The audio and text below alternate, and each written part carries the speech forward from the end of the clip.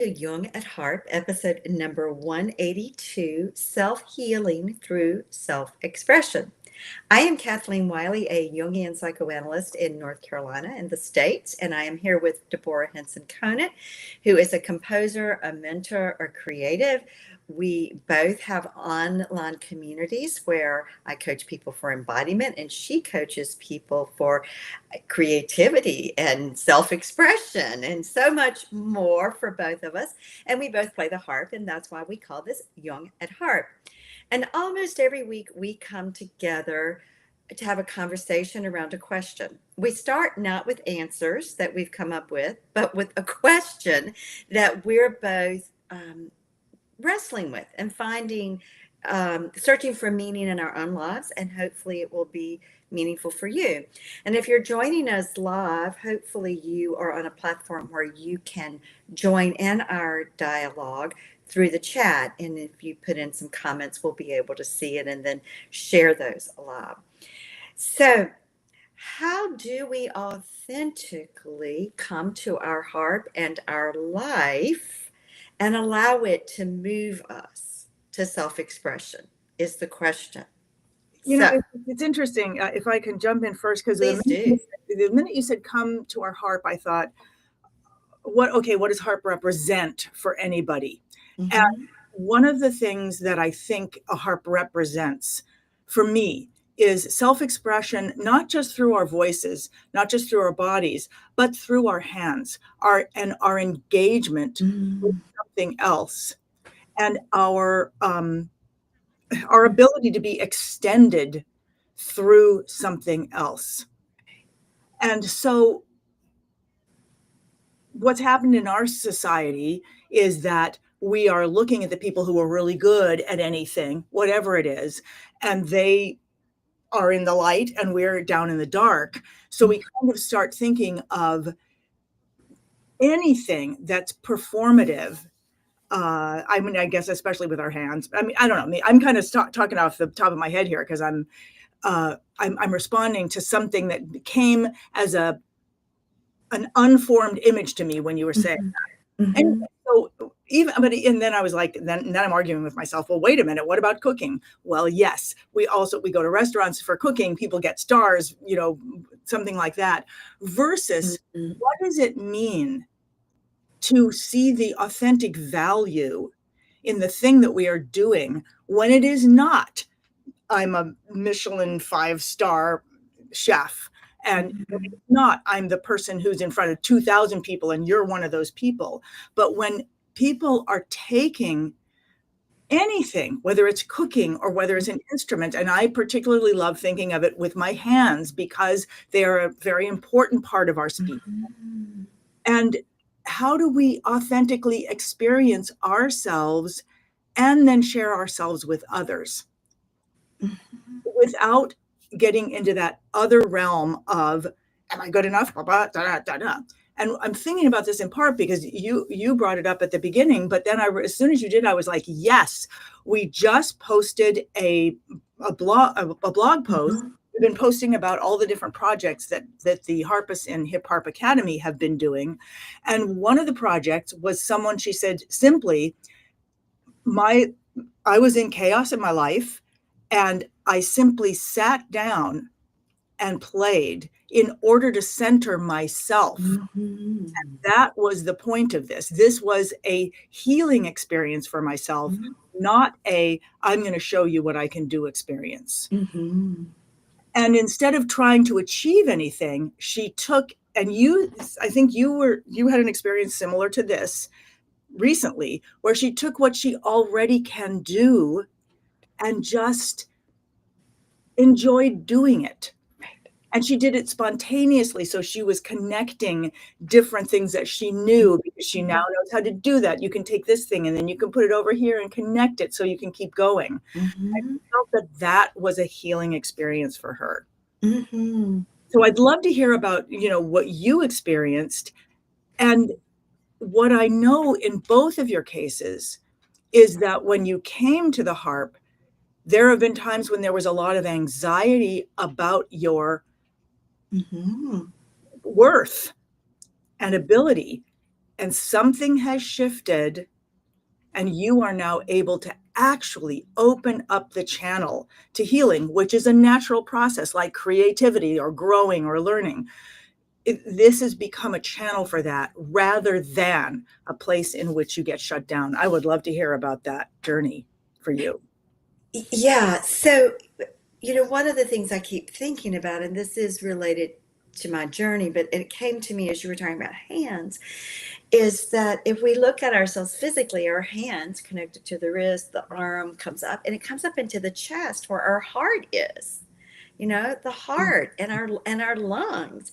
And so for me, I think when I can come to the heart or to our conversation or my life with my heart leading, and I always think about how the heart, if we look at the chakra system, is the one in the middle. The heart is where the upper that get associated with intellectual processes, brain working, and the lower that are the gut, the more instinctive, primitive.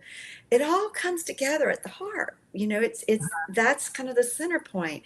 So for me, it is about the heart also symbolically as the center. So if I can come with my heart, meaning that I come from, okay, what's meeting here from both directions, Mhm. then it allows me to be true to myself.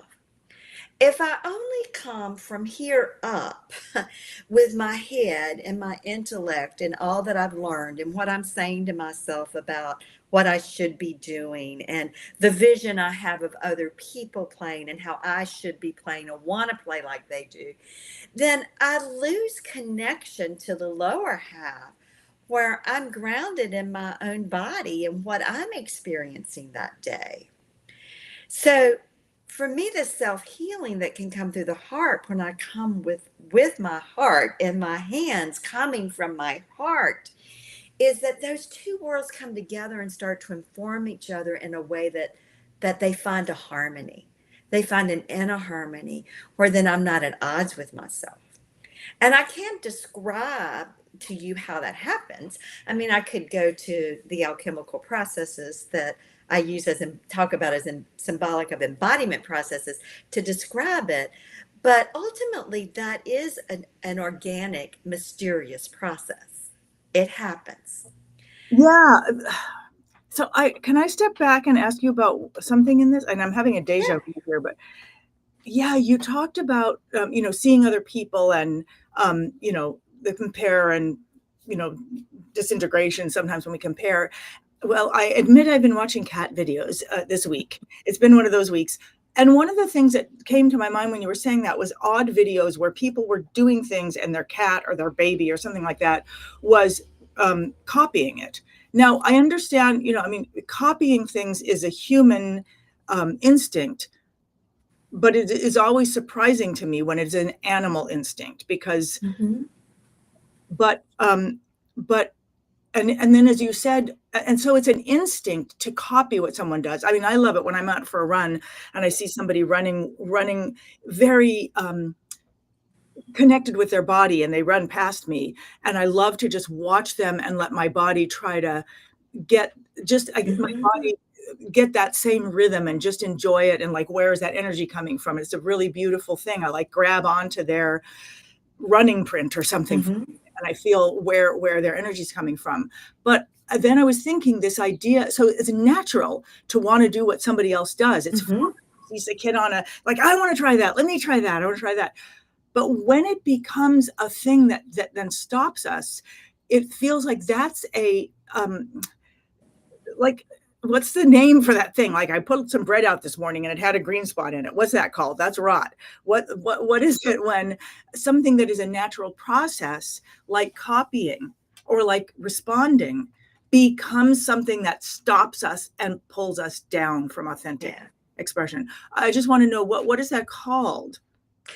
Uh, oh, that's a good question. But it's the opposite of individuation. I mean, it's Right, the opposite of being oneself. I right. mean, I suppose in Jung's structure of the psyche, it means someone goes into a persona. they go into a role that's like a mask they put on because it's originating from the outside instead of coming up from the inside. Okay. And I'm also thinking the word I'm not versus I am. Mm-hmm. Because if we're seeing, because I'm thinking, whoa, I'm thinking that in my self-expression, it's not always about me being me, like, hey, hello, I'm me, whatever me is. Sometimes it's about me being, it's a very, very small animal that does something like I don't know what it does, Right. or being like something big and like. So sorry, I'm like, whoa, self-expression is being yourself, but not being yourself. But it's getting to be anything. It's getting to be anything without feeling that whatever it is not the thing. Well, Yeah, and that reminds me of what you actually said about what you experienced. You said, yeah, I wasn't practicing, right. but I sat down and I played and I was like, ah, you took on a practice. Yeah. Oh, the beat. Yeah. Okay. Yeah, so for me this week, I've been very intentional about coming to the harp at the end of my workday, as being an agent of self-healing for me, so that through my harp I can be nurtured and can release all of the pain and energies I've collected through the day sitting with the people that I work with, because that's part of what naturally happens in any relationship, and it's part of what happens for me. So I decided that right now, with all that's going on in my life, that the idea of practicing at the heart, meaning I have to somehow work on this technique or I have to learn this song or whatever, it was becoming a block. It was becoming a block to my playing. And so I was avoiding my heart because I didn't have the energy to practice, i.e., work at it.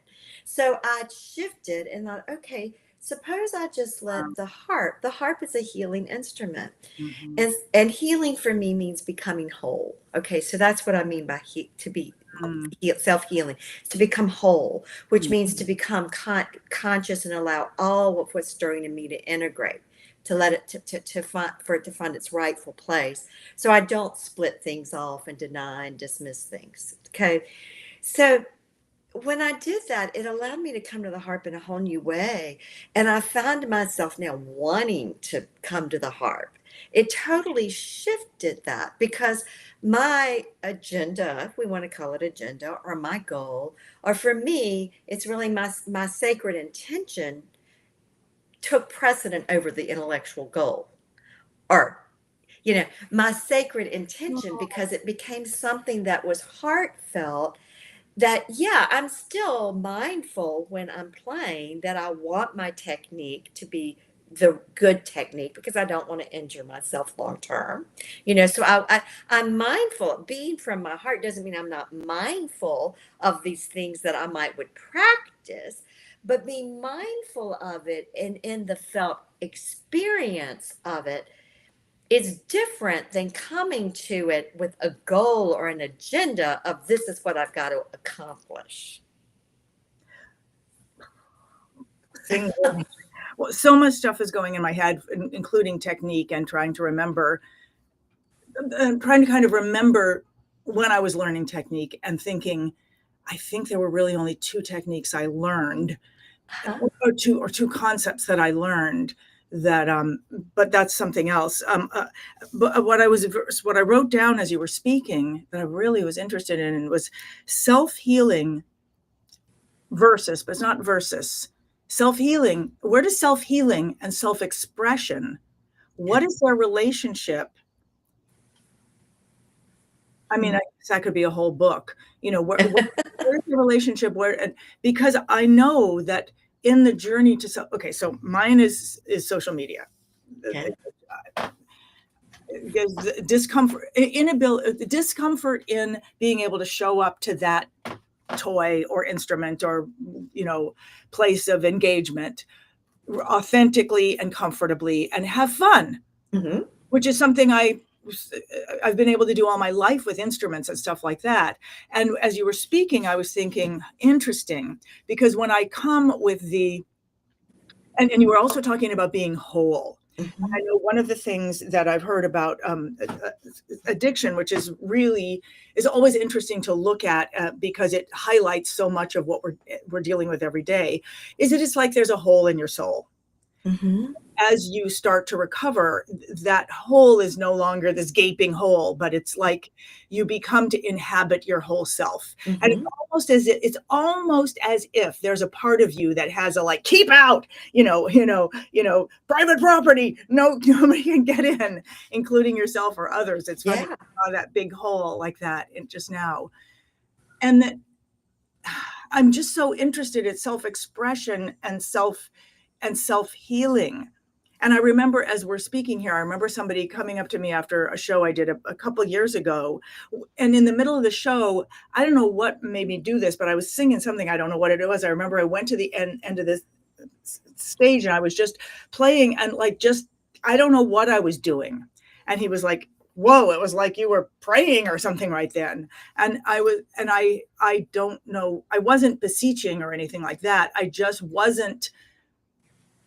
I wasn't being like, let me show you how to play this piece or anything like that. I was simply in that moment that I might be in by myself. But honestly, being with an audience gave me more permission to go to that place of full self-expression than Mm-hmm. if I were by myself. Mm-hmm.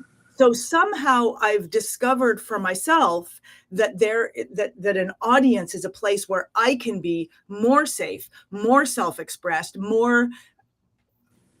In part, I think because when you're on a stage, it's like there's nothing too big to be on a stage. A stage is the place where it's okay to be too big. So who's constantly feeling like, I shouldn't be that big or that loud or that self-expressed, the stage becomes a very safe place. Interesting. Yeah. But right now in my life, what I'm focusing more on is my legacy project and my academy. And so I'm not in that environment of self-expression. Mm-hmm. And I feel that social media is not a place where you can be super big because hello, it's just this little thing in there, there's no, well, maybe there is response. Anyway, I don't know. What am I talking about here? No, Well, I'm just I'm holding. I'm just circumambulating the feedback you got from this person a couple of years ago, oh yeah, and you don't have a cognitive. It's not like you can recall what you did, and to me, what that says is that's because you were doing something for the first time, even though I'm sure there were many variables that you've done the same thing before. But in that moment, it all came together in a way that was just about that moment in time, where you were, how you were feeling in that moment, the environment you were in, the energy in the room vis-a-vis the audience. And so it was a unique self expression, even though you may have played that same piece hundreds of times before. yeah. It's interesting that you should say that because as you said that, I thought, yeah, well, I was probably in the middle of take 5 because the improv in take 5 does not impose anything aside from this one rhythm. I mean, Uh-huh. it doesn't move around. It doesn't have to move around. And so it actually creates this permission for Hmm. anything. And so you're right. And I actually do use that piece as a way to get to that place where I am discovering in the moment and I do not know what I'm doing. And you're right. I mean, as I'm saying this out loud, I'm thinking, well, of course that's magical. I mean, Yes. what else would you want to see what would you want to see a performer do? Like if I saw a performer or any person do that, when I do see people start being in their world, I just want to stop and like listen and like keep going, get bigger. Where are you taking, Yeah. Now I'm not aware. I don't know if that was healing for me or not healing for me. And I don't know what it was, for the audience or because I'm back at this question of self-healing and self-expression because I'm thinking if I can do that on a stage, is there what is it that is with this different medium, this one that we're, that I'm not allowing myself to play in the same way, because you sat down and Mhm. you played, truly played. Yeah, my own relationship to social media is, I have an Instagram account for Inner Divine Spirit. And so what I finally came to that I could do, and sometimes I'm consistent and sometimes I'm not, is make like 30 to 60-second reels that say, one way to connect with the inner divine spirit today is to, and Mm, then to state something, a principle, or, something that I know will support you and me in connecting with our essence. Because to me, the inner divine spirit is our essence. And once I decided that was the way that I could put something on social media that I felt had integrity for me, that was authentic to what I was going to, it freed me up to be able to do it. I've had a sharing coach who says, "Oh, you're supposed to post stories about whatever's going on for you during the day," and I've tried some of that, mhm. but that's kind of not my.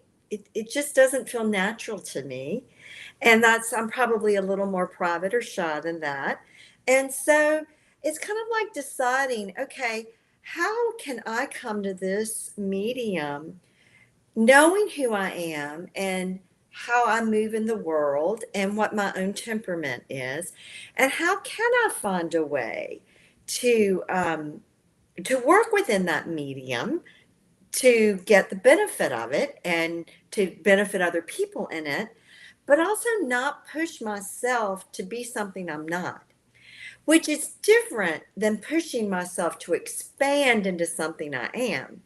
And then we have to go to the question of, well, how do you know it's something you're not versus something you are, which, you kind of picked up. That's another, we won't go there today. That's too much. Well, That's, you one know, of the things that you're making me think is that when people come to the academy, or talk about improv, they often are very nervous because they don't know what to do to improvise. And one of the things that seems to really have made a huge difference and opened up is the idea of snippets that mhm. people, and snippets. Someone asked in the academy probably 3 or 4 years ago, she said, can you just give me something to play with that I can improvise on? Like, do you have anything like that? And I was like, yeah, like 5 gazillion things. And she said, well, can you just give us one? And so I did. And then the next day, she was like, can you give us another? And then can you give us another? And can you give us another? Until it became this real part of the academy. And so I'd like to find this in other parts of my life, but I just want to just show one for a minute here, although um, this is one where it literally the fundamental of it. It goes from G, the harp is tuned in C. I go from G down to F. And when I'm saying I go, the lowest note. So I'm creating a structure by going from G down to F. That's the foundational concept here. Mhm. So I'm playing with a foundational concept, and then I'm adding more foundational concepts. Foundational concept is what's called an open fifth. You can see how far my hands are apart. Mhm. Now I just add that above, and I can do it with both hands.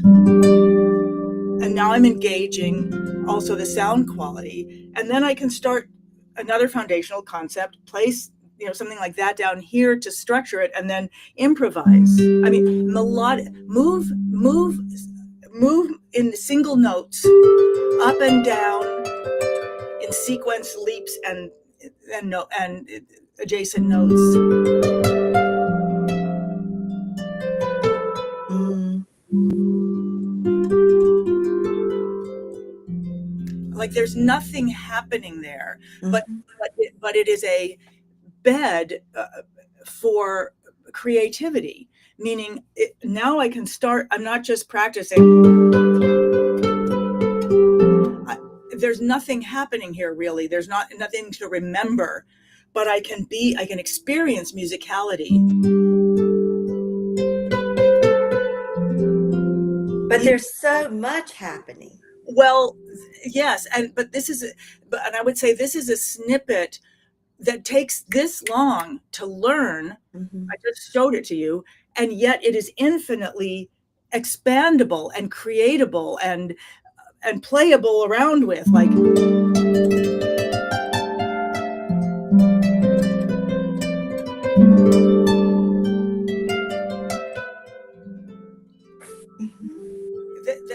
like someone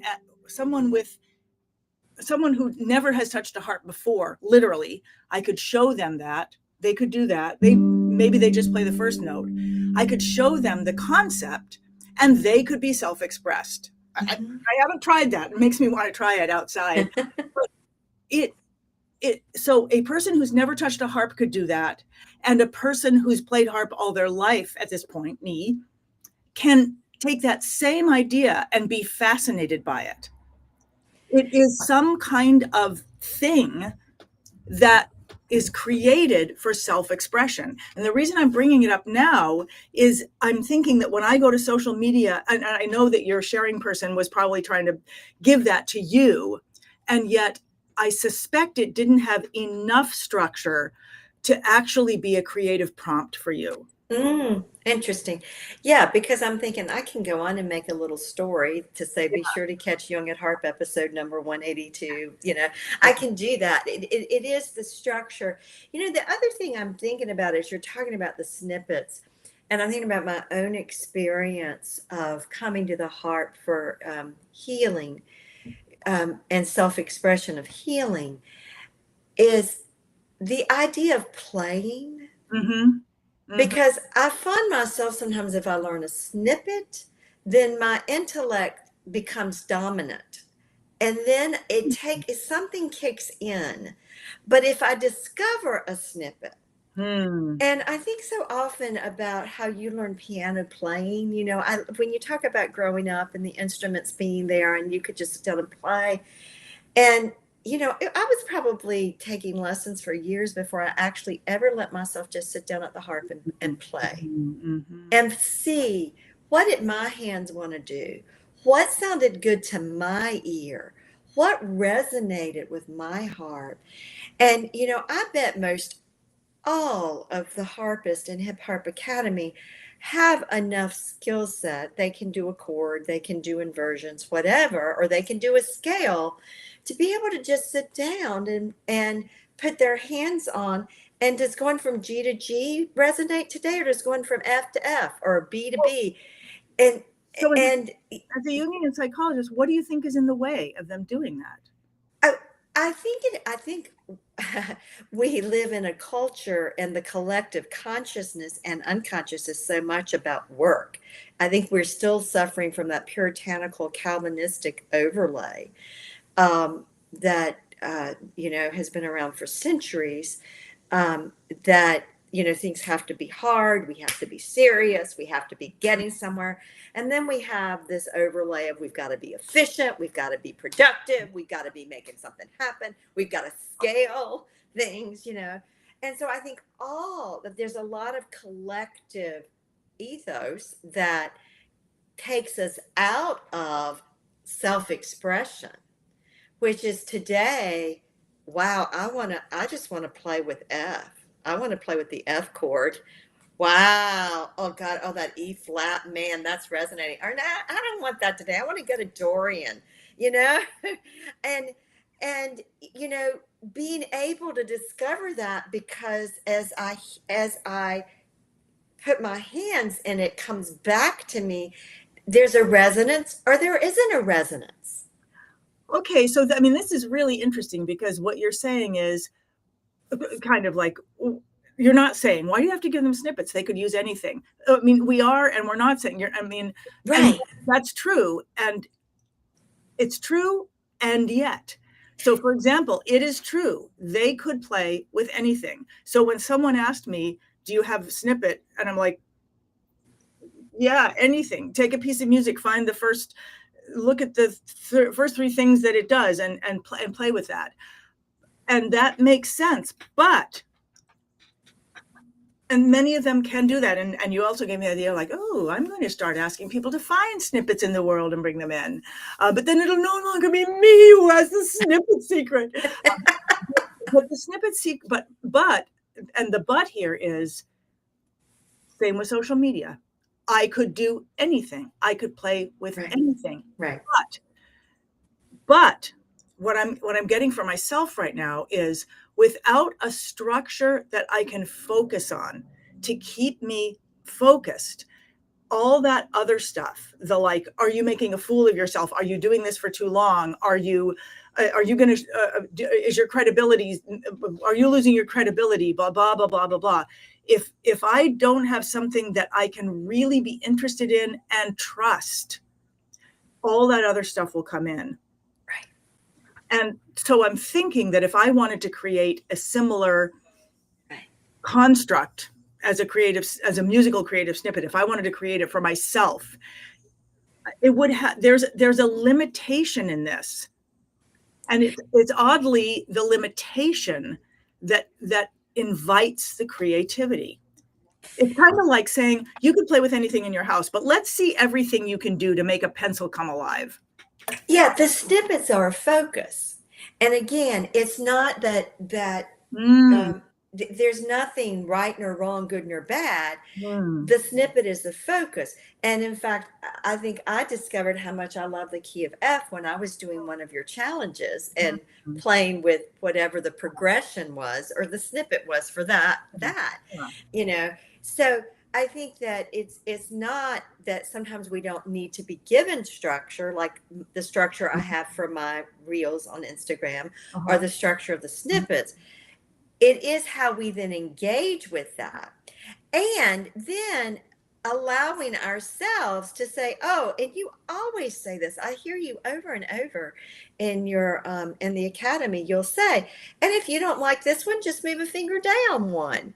You're always encouraging people to take your snippet and change it, to find what works. You know, if this isn't just right for you, then use this one, you know, make this adjustment.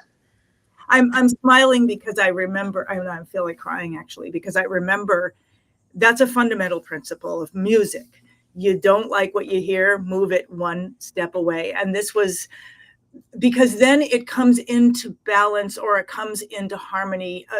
You start hearing whatever harmony you want to hear, which is interesting thing to think about in life. And I remember being taught that by my mother. I remember exactly where I was, you know, in the car with her, because that's where we sang a lot, harmonizing. And I wanted to learn to harmonize. And so I asked, how do you harmonize? And she said, well, here's how you do it. You take a note, you start with a note, and you listen to it as the other person's singing. And if you don't like the way they sound together, you move it just one step. And then if you don't like that, you move it one step, and you can move up, you can move down as much as you want, but just keep a small step. But then so she gave me the principle. And the next thing she did, and my mother was not a patient, maybe, I don't know, maybe she was, her tolerance to hear me do that with her without any perfectionism, it was amazing, because she was not that way in other ways, but for some reason in this particular way, and the things, when she would teach me something, she would let me play with it. And the tolerance to her listening to me learn how to do that was what allowed me to then play with it. And I'm just very moved by your bringing it in, because I'm thinking, wow, one person in one moment in your life says one thing, and that thing can become something that opens up so many doorways, especially when it's a fundamental concept like that. But then there has to be the safety within which to explore that fundamental concept. Right. And I think that takes us back to the heal. I don't know why it seems to.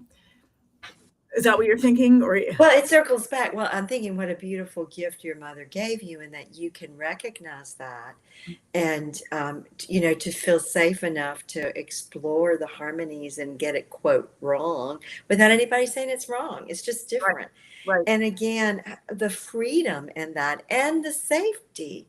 Because I do think part of, for me, and I know for myself at times when I sit down at the harp, having the structure. So like if I say I'm going to have a practice session and I know that I'm going to start my practice with doing chord inversions, it Right. gives me a structure to relax into and move into that space.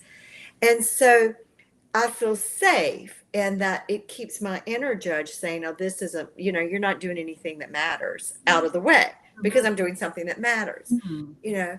Mm. So that the safety, and like you said, I mean, you alluded to that, and I know we're kind of intertwining all the pieces we brought in here. Mm. Um, but to have the structure which gives a focus that then checks the judgment and the criticism and the self-negation is often critical and essential, and then moving into being able to find the harmony that works for you. Mm. Right. Right. That Right. Right. whether it's, yeah. So now what I hear you talking about is being in the realm of discovery, Yeah. discovery and exploration. And as you were talking, I was thinking of this, the hole in my soul, this thing that has been described as the experience of addiction, having a hole in Mm-hmm. the soul. And as you were talking, I was thinking, I was just imagining that you're discovering what's in that darkness. You're actually connecting it. So I don't know. I mean, like, I'm not an addiction specialist, but I'm the image that I got of discovery and exploration versus trying to play something correctly is, I see how it is healing Yes. in that way, because somehow it knits together through discovery, not through intentionality to do something. Right. And it's funny now, I'm imagining myself, because I know when you and I fell down a couple of weeks ago, and it was interesting to watch myself heal, and to like watch kind of how my body did it, and I know that it kind of knits something together. And I'm wondering, how are those cells curious, or are those cells like, I know what to do here? I mean, I don't know. Okay, now I'm off on a tangent. Please take me back, Kathleen. Well, but I think what you're saying is beautiful, in a way for us to start to wrap up in the next 3 or 4 minutes, is that the self-expression and the healing all require, and I do believe this is true, a safe place for discovery. Mm-hmm. Mm-hmm. Because otherwise, we're operating in a box that only allows certain things in and certain things out. It keeps others out. And so to really heal from a Jungian point of view is to become whole. It means like all of the energies in our psyche and our body mind find their rightful place. They all are integrated and they work together as a unified self, versus being in opposition to one another all of the time. And of course, the reality of our life is that we're always kind of swinging, like the pendulum, and that unified self where we're in harmony is kind of like the middle point of the pendulum, and then we go to the other side. It's a constant process. I don't want anybody to think it's a static state. So but to find that, one has to be willing to be outside the box. So at the same time, sometimes we need to start in the box with the structure or the focus. We also then have to be able to lift the lid off the box and let that structure then expand into new structures. Yeah. And having the snippet, I'm going to come back to the snippets for a minute. Part of what the snippets have done for people in the academy is it allows people to have I'm going to talk about it this way: a phrase here, a phrase there, and a phrase there, and then to start to play Right. and self-express and decide, oh, I like this phrase with this phrase, and I like for this phrase to come here. Oh, I don't like that phrase there. I'm not going to go there next. Right. And so it becomes a parameter. So now we're moving from a structure of a too small box to the structure of a parameter, a fenced in area, a playground Right. where one is safe to explore. And at times we want a smaller playground, and at other times we want a larger playground. Just like sometimes, when we're feeling vulnerable, we want to come in our bedroom and shut the door and go under the covers. And other times we want to go for a walk in nature. I see sometimes we want a clubhouse, and it's fun to be in the clubhouse, and sometimes it's fun to be, in the garden, and sometimes Perfect. It's fun yeah. Wow, this is so much for me to think about. I'm thinking one other thing I just want to share is in the Academy, there's a lot of sharing. People are sharing projects and what they're working on, and not what they've completed, but their ideas. And one person came in with, she wanted to play with birdsong. And I could tell all of us in the moment when we saw how she was doing it, each of us had a oh, I want to do that. And I want to try it this way. And I want to try it this way. And I want to try this. So this one concept that became a snippet, a concept. I wrote something down, a concept for exploration. Yeah. The musical concept for exploration. Okay. Now I'm interested. Now I'm interested in what I can find to help me explore the areas in which I feel anxiety, dating, social media, probably anything that reminds me of high school or and I just want to pull up as we're coming to the end here. And thank you for everyone who said hello. It's really nice to see you here on this Labor Day weekend. And Victoria's saying self-expression and healing all require a safe place for discovery. I like that. And structure helps reduce overthinking or that thinking that takes us out of our discovery and exploration mode. And you're right. And I think that's pretty much, I don't know about you, Kathleen, in your community, but I think this is really the heart of what I'm hoping to create is a safe place for discovery and the structure that allows people to actually have something to play with. Yes. That gives them. Thank you. Yeah. Now I want to go find, thing more like that to take me into those realms. Wow. Thank you. Yeah. Thank you. What a perfect, just what a gift. Yeah. Thank you, Kathleen. Thank you, Victoria. Thank you for everybody who comments, just to say hello, and both before and after. And I look forward to seeing you again next week. See you next week. Okay.